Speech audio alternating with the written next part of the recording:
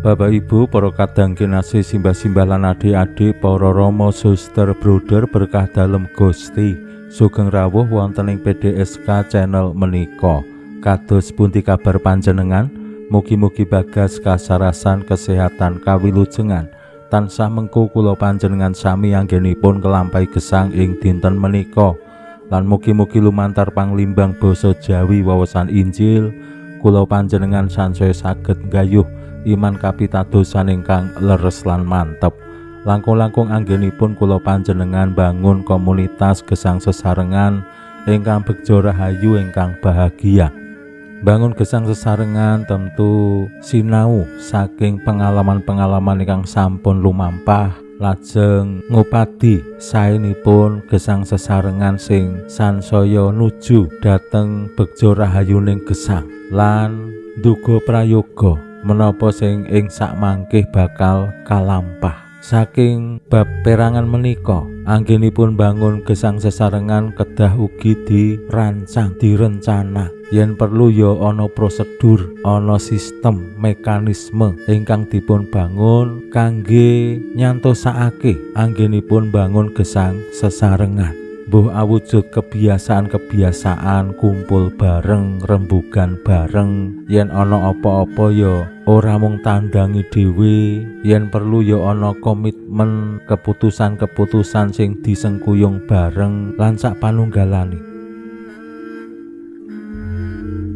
Termasuk anggenipun ngadepi masa depan. Pancen awake dhewe kabeh naminipun masa depan ora ngerti apa sing bakal kadadian, apa sing bakal kalampah ya mung ngira-ira.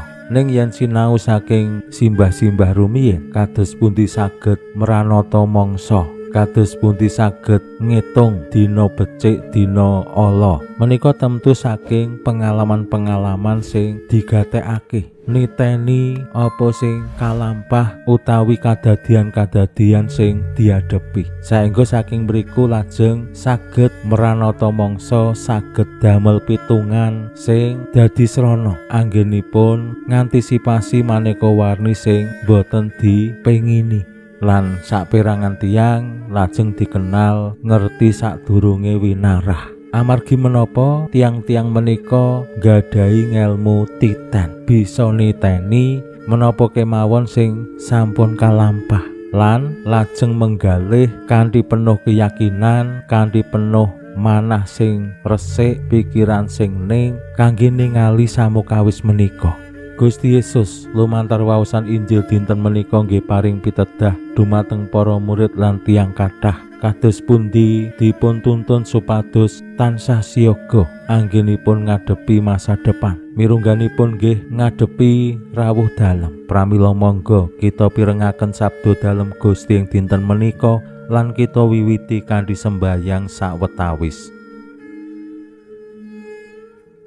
Konjo ing asma dalem yang Rama saha yang Putra tuwin yang Roh Suci. Amin. Suawi sami munjuk Gusti Yesus sabda dalem yang Rama ingkang sampun manjalma mugi karsa ngandika dhateng kawula wonten ing asepen ing telenging manah kawula kabikao kekiyatan lan panglipur ingkang manjing ing sabda dalem kapenuwana kawula mawira ing kawicaksanan dalem. Mugi-mugi srana anggen kawula maos lan mirengaken sabda dalem kawula sansaya nunggil ing sampeyan dalem. Amin. Waosan Injil kapetik saking Injil Matius bab 21 ayat 12 ngantos dumugi 51. Nalika samono Gusti Yesus ngandika marang para murid mangkene, "Di padha siyaga, awit kowe ora mangerti kapan rawuh dalem Pangeran. Pomo digatekake, saumpama sing duwe omah ngerti kapan tekani maling, mesti ya melek, aja nganti omahe dibabah. Mangkono uga kowe dadi padha siyaga, awit putraning manungsa bakal rawuh ing wektu sing ora kok nyono-nyono. Sapa to abdi sing setya lan nastiti, sing pinatah dening bandarane dadi pangareping buruh-buruhe, perlu ngedum pangan ing wayahe begja. Abdi sing nalika bandarane kondur lagi nindakake iku mau, aku kandha sak benere abdiku bakal kapatah nguwasani kabeh barang darbeke bandarane. Nanging yen abdiku ala lan ngunandika, bandaraku rak durung pojo-pojo rawuh, nuli wiwit mala abdi liya-liyane lan mangan sarta nginum karo wong sing seneng endem-endeman. Ing kono bandarane abdi mau bakal teka ing wektu sing ora kanyono-nyono lan ing mangsa sing ora dingerteni, lan bandara mau bakal dawuh ngisas abdi ala iku sarta paring opah kaya nasibe wong-wong lamis. Ing kono bakal ana tangis lan keroting untu. Makaten sabda dalem Gusti. Suwawi sami munjuk, Gusti kawula munjuk sembah nuwun karana sabda dalem. Sabda dalem dadosa obor ingkang madangi margining gesang kawula.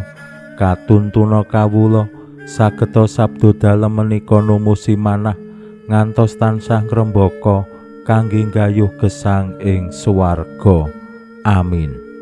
Bapak Ibu para kadang kinasih simbah-simbah lan adik-adik, waosan Injil dinten menika nyariosaken kados pundi Gusti Yesus nuntun para murid dalem supados dipadha siaga, siap sedialah.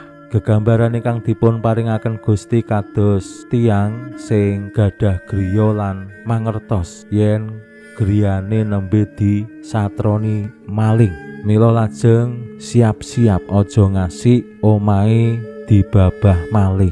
Anggenipun siap siaga, Gusti ngersakake kados abdi sing didhawuhi bandarane nguasani barang darbeke lan nindakake apa sing dadi dawuhe kanthi tekun lan setya.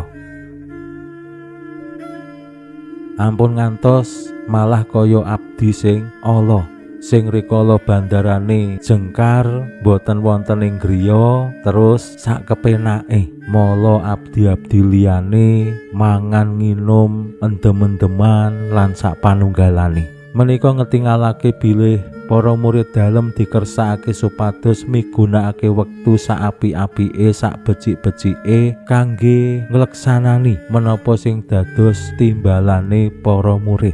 Ampun ngantos malah endem-endeman nyantai ora nindakake apa sing dadi dawuhe, utawa malah ngleksanani sing cengkah karo dawuh timbalane. Nah menika temtu saged dados kaca benggala tumraping kula panjenengan sami anggenipun kelampahi gesang. Apa ya awake dhewe sampun siap siaga, awake dhewe sampun bangun kautaman ngerti sadurunge winarah, saengga lajeng titen peka dumateng babab sing bakal kalampah. Menika temtu betahake manah lan pikiran sing tinarbuka, boten namung peka ning ya wantun martobat, saengga saged nginggalaken diri ngadepi maneka warni tantangan utawi nggih godaan. Pinuji Allah sakmenika sarta ing salami-laminipun. Salam sehat, salam bahagia, salam katentreman. Lan mugi-mugi lumantar panglimbang dinten menika kula panjenengan tansah jinangkung ing berkah dalem Gusti ingkang Maha Kuwasa, Yang Rama, Sang Yang Putra, Tuwin Yang Roh Suci. Amin.